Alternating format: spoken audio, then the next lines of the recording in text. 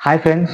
నా థంబ్‌నెయిల్ చూసి నా వీడియో క్లిక్ చేసిన అందరికి కూడా స్టాక్ మార్కెట్ అంటే ఏంటి? స్టాక్ మార్కెట్ మీద ఇతను డబ్బులెలా సంపాదించాడని తెలుసుకోవటానికే మీరు ఈరోజు ఈ వీడియో క్లిక్ చేశారని అనుకుంటున్నాను. మీ టైం వేస్ట్ చేయకుండా నేను మెయిన్‌గా మ్యాటర్‌లోకొచ్చేస్తాను.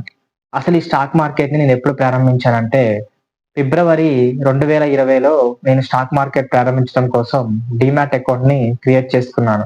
2020 అంటే ఇప్పుడు సుమారుగా దగ్గర దగ్గర 5 సంవత్సరాలు దాటిపోయింది. ఈ 5 సంవత్సరాలలో నేను 2 స్టాకుల మీద 1,18,000 దాకా ప్రాఫిట్ సంపాదిచ్చాను. అది ఎలానో నేను మీకిప్పుడు వివరంగా చెప్తాను. 2020లో అకౌంట్ క్రియేట్ చేసుకున్నప్పుడు ఈ స్టాక్ మార్కెట్ గురించి తెలుసుకోవటం కోసం నేను కొంతమంది ఫ్రెండ్స్‌ని అలాగే నా చుట్టుపక్కల ఉన్నోళ్ళని అడుగుతుంటే నా మా ఫ్రెండ్ ఒకతను ఏం చెప్పాడంటే, మన తెలుగులో 2 యూట్యూబ్ ఛానెల్స్ ఉన్నాయి. అవి ఒకటి డేటెడ్ తెలుగు, ఇంకోటి మనీ పర్స్ ఉంటాయి. ఈ 2 ఫ్రీగా స్టాక్ మార్కెట్ గురించి చెబుతున్నారు. తెలుసుకొని ఇన్వెస్ట్ చెయ్యి అని చెప్పాడు. సరే అని చెప్పి నేను వాళ్ళ ఛానెల్‌ని ఫాలో అవుతూ, వాళ్ళు చెప్పే కంటెంట్‌ని రోజు ఫాలో అవుతూ, స్టాక్ మార్కెట్ గురించి ఉచితంగానే నేర్చుకున్నాను. వాళ్ళు నా దగ్గర నుండి ఎటువంటి చార్జెస్ తీసుకోలేదు. వాళ్ళెప్పుడు కూడా మాకు ఈ డబ్బులు కట్టండని ఏ రోజు కూడా అడగలేదు. అలా నేర్చుకుంటూ నేను కొన్ని స్టాక్స్ కొనటం, అమ్మటం చేయటం జరుగుతుంది. అలా జరుగుతున్న సమయంలో నేను టాటా టెలి మహారాష్ట్ర సర్వీస్ అని రూ. 8కి షేర్స్ కొన్నానవి. అవి రూ. 9.5కి నేను ఆ షేర్స్ అమ్మేశాను.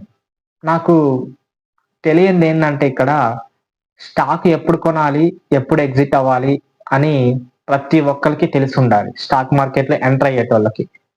అది తెలిసిన రోజే మనం స్టాక్ మార్కెట్‌లో ప్రాఫిట్స్ బుక్ చేస్తాం.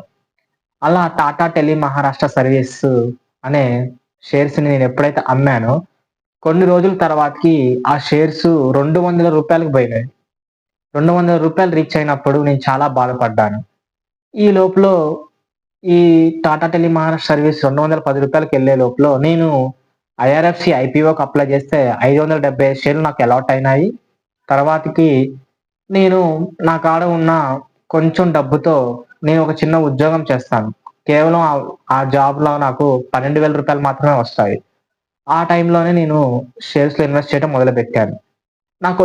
నాకు వచ్చే జీతంలో కొంత డబ్బుతో నేను ఈ ఐఆర్ఎఫ్‌సి షేర్స్‌ని యావరేజ్ చేసుకుంటూ ఒక 990 షేర్లు కొన్నాను. అలా కొన్న తర్వాతకి అది రూ. 180కెళ్ళిన తర్వాతకి ఒక 200 షేర్లు అమ్మేశాను.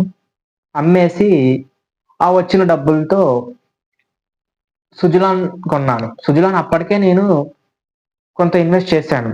ఒక రూ. 8 రూ. 8 ఉన్నప్పుడు ఆ సుజలాను ఒక రూ. 5,000 పెట్టి షేర్స్ కొన్నాను. తర్వాతకి సుజలాన్ గురించి రోజు కూడా ఈ 2 ఛానెల్స్ ఏదైతే చెప్పానో డేటెడ్ తెలుగు, మనీ పర్స్ ఈ ఛానెల్స్‌లో ఏదో ఒక రూపంలో వాళ్ళకి వర్క్ ఆర్డర్ వచ్చింది. వాళ్ళు ఉన్న బ్యాంక్ అప్పులు క్లియర్ అయితున్నాయి. ఆ స్టాక్ నెగెటివ్‌లో ఉంది, పాజిటివ్‌కొస్తుంది. ఆ మేనేజ్‌మెంట్ మంచిగా సక్సెస్ అవుతుంది. వాళ్ళు వాళ్ళకు వర్క్ ఆర్డర్స్ కూడా చాలా మంచిగా వస్తున్నాయి. వివిధ దేశాల నుండి వాళ్ళకి క్లయింట్స్ పెరుగుతున్నారు. ప్రాజెక్ట్స్ పెరుగుతున్నాయి అని ఏదో ఒక రూపంలో దాని గురించి ఒక పాజిటివ్ న్యూస్ అనేది ఉండేది. అలా ఉన్నప్పుడు సుజలాన్ మీద కూడా నాకు నమ్మకం కలిగి, సుజలాన్‌లో నేను 1000 షేర్లు కొన్నాను. విత్ యావరేజ్ ప్రైస్ ఒక రూ. 36తో అలా కొన్నాను. ఐఆర్ఎఫ్‌సి యావరేజ్ ప్రైసు 37, 38 దగ్గర కొన్నాను. అలా ఐఆర్ఎఫ్‌సిలో 200 షేర్లు అమ్మేశాను. సుజలాన్‌లో ఇప్పుడు కేవలం ఒక 9 షేర్లే ఉంచుకొని మిగతా షేర్లన్నీ అమ్మేశాను. ఇలా అమ్మగా నాకు ఒక రూ. 1,18,000 నుండి రూ. 1,20,000 దాకా ప్రాఫిట్ వచ్చింది. ఈ డబ్బుల్లో కొంత డబ్బులు నేను ఇంట్లో ఖర్చులకు వాడుకున్నాను. అదే విధంగా మిగిలిన కొన్ని డబ్బులు ఒక షేర్‌లో పెట్టేశాను. అక్కడ ఆ షేర్‌లో ఆ తర్వాతకి ఈ 2 ఐఆర్ఎఫ్‌సి, సుజలాన్‌లో వచ్చిన ప్రాఫిట్స్‌తో మిగిలిన డబ్బుల్ని జీటీఎల్ ఇన్‌ఫ్రాస్ట్రక్చర్‌లో దగ్గర దగ్గర 36,000 షేర్లు కొన్నాను. ఒక రూ. 70,000 వాల్యూ చేస్తాయి. అది ఇప్పుడు లాస్‌లో ఉంది. అయితే నేను ఈ 2 స్టాకుల్ని కొనేటప్పుడు కూడా ఆ కంపెనీకి సంబంధించిన వాల్యూస్ అదే విధంగా అన్నీ కూడా చూసి కొన్నాను. జీటీఎల్ ఇన్‌ఫ్రాస్ట్రక్చర్‌ని ఈ సోషల్ మీడియాలో హైప్ చూసి కొన్నాను. అయితే ఇప్పుడు అవి లాస్ లో ఉన్నాయి. అయినా కూడా ఏంటంటే నాకు బా బాధ లేదు. ఎందుకు బాధ లేదు అని అంటున్నానంటే ఈ ఏదో ఒక రోజు ప్రాఫిట్ వస్తది. నేను అమ్ముకోగలుగుతానన్న నమ్మకం అయితే నాకున్నది. ఈ రోజు నేను మీకు ఇదంతా ఎందుకు చెప్తున్నానంటే, ఒకతను రీసెంట్‌గా ఒక కోచింగ్ సెంటర్‌లో స్టాక్ మార్కెట్ నేర్చుకోవటం కోసమే రూ. 30,000 ఫీజు రూపంలో కోచింగ్ సెంటర్‌కి ఇచ్చాడంట. అయితే నేను అతనన్నా, "దానికి రూ. 30,000 నేను ఎందుకు కట్టాలి? మనకి యూట్యూబ్‌లో ఫ్రీగా వస్తుంది కదా!" అంటే, వాళ్ళు చెబితే మనకు లాభాలొస్తాయా?" అని అన్నాడు. అందుకందే ఈరోజు నేను ఈ వీడియో చేయటం జరుగుతుంది. ఈ స్టాక్ మార్కెట్ అనేది మనం ఏ కాలేజ్‌కెళ్ళాల్సిన అవసరం లేదు. ఏ కోచింగ్ సెంటర్‌కెళ్ళాల్సిన అవసరం లేదు. ఫ్రీగా మన యూట్యూబ్‌లో దొరికే ఈ 2 ఛానెల్‌ని ఫాలో అవుతూ మీ కాడ ఉన్న డబ్బులు అంటే మీ జీతంలో వచ్చే 5% డబ్బులతో మీరు ఈ స్టాక్ మార్కెట్‌లో ఇన్వెస్ట్ చేయండి.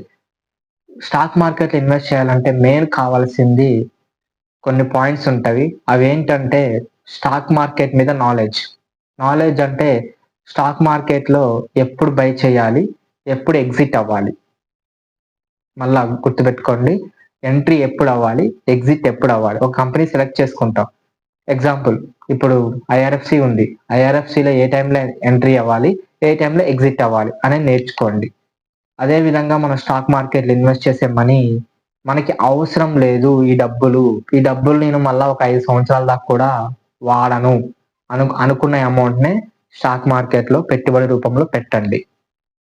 అదే విధంగా ఓపికుండాలి. ఎందుకు ఓపికుండాలి అంటున్నానంటే, నేను ఐఆర్ఎఫ్‌సి 2021లో ఐపీఓలో నాకు అలాట్‌మెంట్ అయితే 2023 దాకా కూడా ఆ స్టాక్ లాస్‌లోనే ఉన్నది. దగ్గరగా 24 నెలలు నేను ఓపికతో ఉన్నాను. కొంతమంది ఐఆర్ఎఫ్‌సి రూ. 25కో ఎంతకో లిస్ట్ అయింది. లిస్ట్ అయిన రోజు డిస్కౌంట్‌తో లిస్ట్ అయిందది ఐపీఓలో. అయితే అది అంటే ఒక రూ. 30కి రైజ్ అవ్వంగలోనే కొంతమంది ఎగ్జిట్ అయిపోయారు దాంట్లో నుండి.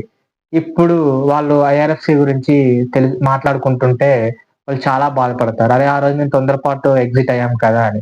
దీన్నే ఓపిక అంటారు. ఈ ఈ పాయింట్స్ ఉన్న వాళ్ళే స్టాక్ మార్కెట్‌లో డబ్బులు పెట్టుబడి పెట్టాలని ఆలోచన చేయండి. Thank you guys. Thank you for your time. జై హింద్. జై హనుమాన్.